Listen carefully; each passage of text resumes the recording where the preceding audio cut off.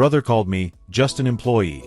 After I built his $1 million business, 2 years later I owned 70% of his clients and he's bankrupt. Hey everyone. I've been lurking on this sub for months, reading all your stories about family drama and toxic relationships, and I finally worked up the courage to share mine. This is going to be long, but I need to get this off my chest. It's about my older brother Harry and how he completely screwed me over in the worst possible way. I'm still processing everything that happened, but man, the universe has a funny way of balancing things out. So here's the backstory. I'm Henry, 28 now, and Harry is my older brother by 4 years. Growing up, we were pretty close. He was always the golden child, smarter, more confident, better at everything. I was the quiet one who followed him around like a puppy. Our parents always compared us, and Harry always came out on top. I got used to living in his shadow, you know?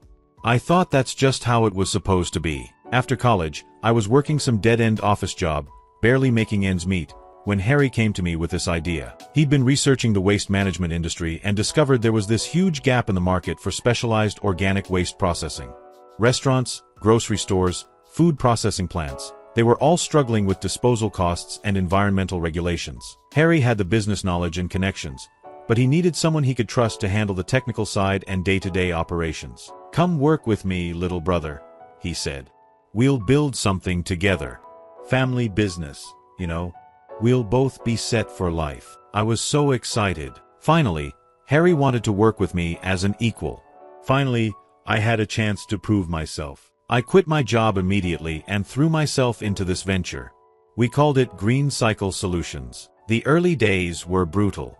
We were working 16-hour days, 7 days a week. I was handling equipment maintenance, client relationships, logistics, hiring drivers, managing the processing facility, basically everything operational. Harry handled the finances, legal stuff, and big picture strategy. We were both putting in crazy hours, but I felt like I was doing more of the grunt work while he got to be the visionary. But it was working. Within 6 months, we had 15 regular clients. Within a year, we had 40. The money was rolling in, and I finally felt like I was part of something big. Harry kept saying, "We did this and we built that."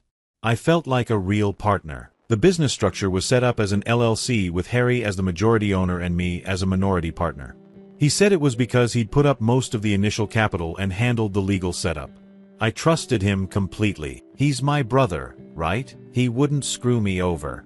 Things started changing when Harry met Emily about 2 years into the business. She's this corporate lawyer, super ambitious, comes from old money. Nice enough to my face, but I could tell she thought I wasn't good enough for their circle. Harry started spending less time at the facility, delegating more to me while he took Emily to fancy dinners and weekend trips. When they got engaged after 8 months of dating, Harry threw this massive engagement party. I'm talking $50,000 easy. Then came the wedding, another $80,000 affair at some country club.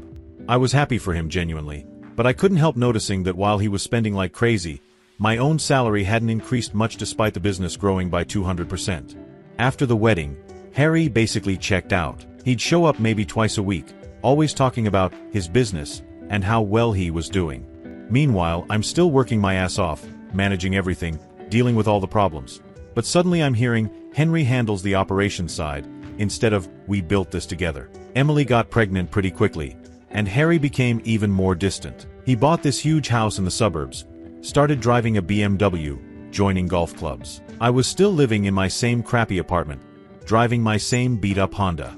When I asked about profit sharing or equity adjustments, Harry would brush me off. The business is doing well, Henry, but we've got a lot of expenses right now. Emily's not working during the pregnancy, we've got the new house, you understand. The breaking point came about 3 years after Harry's wedding. I'd been dating my girlfriend Amy for 2 years, and we decided to get engaged. Amy's not high maintenance at all, but she'd always dreamed of a real wedding, nothing crazy expensive, but something meaningful with our families and friends. We figured $25,000 would cover everything we wanted. I had been putting away money, but not nearly enough. Between helping my parents with some medical bills and just general cost of living, I only had about $8,000 saved. So I went to Harry. I figured the business was doing great, we were pulling in over $2 million annually by then, and he'd helped me before with smaller things. Harry, you know Amy and I are getting married next year. I was hoping we could discuss maybe an advance on my partnership distribution, or maybe the company could help with some wedding expenses. I'm not asking for charity. I just need about $15,000 to make Amy's dream wedding happen. The look on his face. I'll never forget it. Like I just asked him for his kidney. Henry, what are you talking about? Partnership distribution? What partnership? I thought he was joking at first. Come on, Harry. We built this business together. I know the LLC paperwork has you as majority owner, but we're partners. You said so yourself 100 times. That's when he dropped the bomb. Henry, I think you've misunderstood something fundamental here. You're an employee. A very valued employee, sure, but an employee. I own this business. I built this business. You work for me. And frankly, asking your boss to pay for your wedding is pretty unprofessional. I felt like I'd been punched in the stomach. Harry, are you serious right now? I've been working 60-hour weeks for 4 years. I built the client relationships. I designed the processing systems. I hired and trained everyone. How am I just an employee? Because that's what you are, Henry. That's what you've always been. I'm sorry if I gave you the wrong impression, but the business belongs to me. Your salary is competitive for your role. If you want more money, maybe it's time you looked for opportunities elsewhere. I couldn't believe what I was hearing. This was my brother, my flesh and blood, telling me I was nothing more than hired help in the business I'd helped create from scratch. Harry, you can't be serious. We're family. We built this together. Family doesn't mean I owe you part of my business, Henry. And if you can't accept your role here, then maybe you should find somewhere else to work. That conversation happened on a Tuesday. By Friday, I was fired. Harry called it restructuring. He said he was bringing in a professional operations manager and my position was being eliminated. He gave me 2 weeks severance and told me to clean out my desk. I was devastated. Not just about losing my job, but about losing my brother. The person I'd looked up to my whole life had basically told me I was worthless and kicked me to the curb the moment I needed help.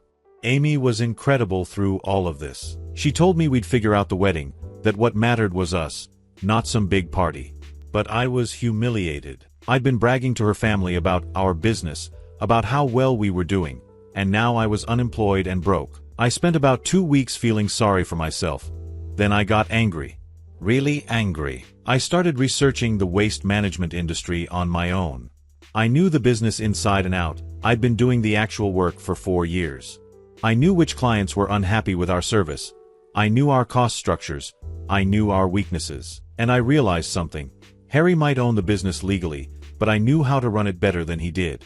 So I decided to start my own company. I used my savings, took out a small business loan, and launched Eco Waste Partners. I couldn't compete with Green Cycle on volume immediately, but I could compete on service and price. I knew exactly what clients wanted because I'd been the one talking to them for years. The first client I landed was Riverside Restaurant Group, a chain of 8 restaurants that had been complaining about pickup reliability with Green Cycle for months. Harry had been ignoring their complaints because they were small fish. I gave them better service at 15% lower cost. Word spread quickly in the restaurant community. Within 3 months, I had 12 clients. Within 6 months, I had 30. Most of them were former Green Cycle clients who jumped ship as soon as they heard I was offering the same service at better prices. But here's where it gets interesting. About 6 months after I started Eco Waste, I got a call from a lawyer. Turns out, Harry was suing me for theft of trade secrets and tortious interference with business relationships. He claimed I was using proprietary information from Green Cycle to steal his clients. I was terrified. I didn't have money for a big legal fight. But then the lawyer told me something interesting. They also wanted to discuss my potential claims against Harry and Green Cycle. Turns out, when I started looking into the legal structure of Green Cycle, things didn't add up. That LLC agreement Harry had me sign? It was more complicated than I'd understood.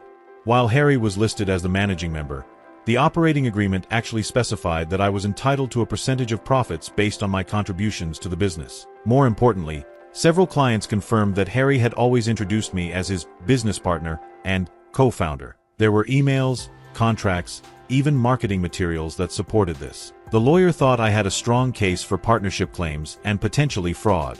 So I countersued. The legal battle lasted almost 2 years and cost me everything I had, but it was worth it. During discovery, we found out just how well GreenCycle had been doing. Harry had been pulling out huge distributions while paying me a basic salary. We're talking about him taking home $400,000 plus annually while I was making $55,000. Meanwhile, my business kept growing. By the time we went to trial, Eco Waste Partners was handling 70% of GreenCycle's former client base.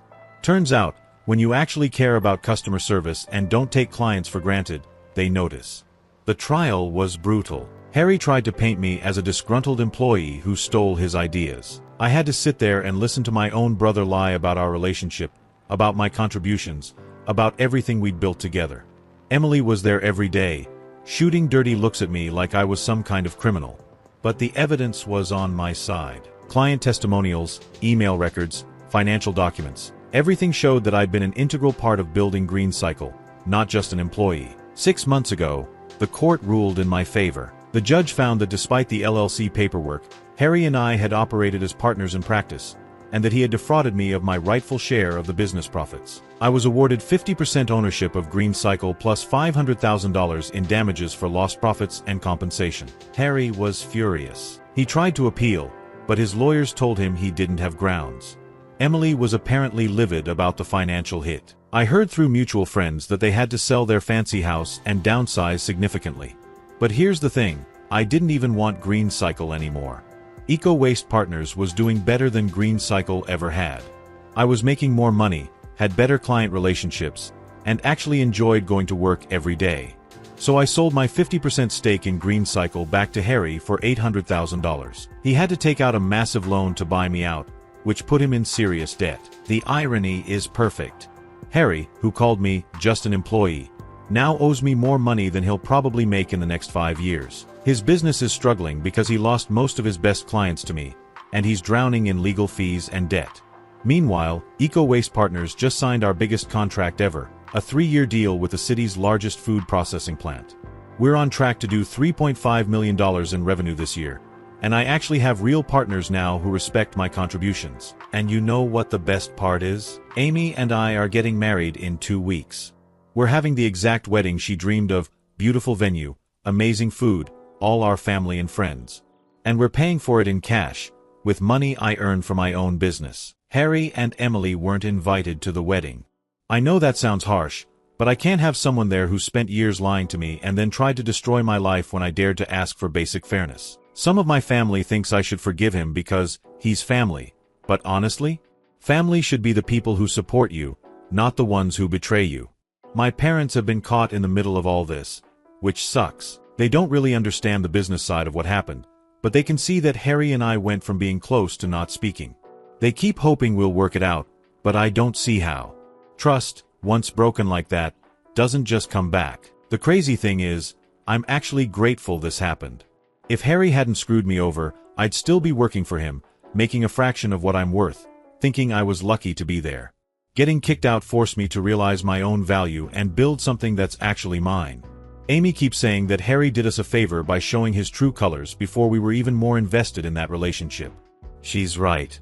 Better to find out your brother is willing to screw you over before you waste more years of your life making him rich. I've learned that blood doesn't mean someone won't betray you, but it also doesn't mean you have to put up with their crap. Sometimes the family you choose, like Amy, like my business partners, like the friends who supported me through all this, is more loyal than the family you're born into. So yeah, that's my story. My brother called me just an employee and kicked me out of the business we built together. 2 years later, I own a better business, I'm financially secure, and he's struggling with debt and a failing company. Sometimes karma doesn't just come for people, it comes for them hard. The wedding is in 12 days, and I couldn't be happier. Harry can keep his regrets and his debt. I've got my own life now, and it's pretty damn good.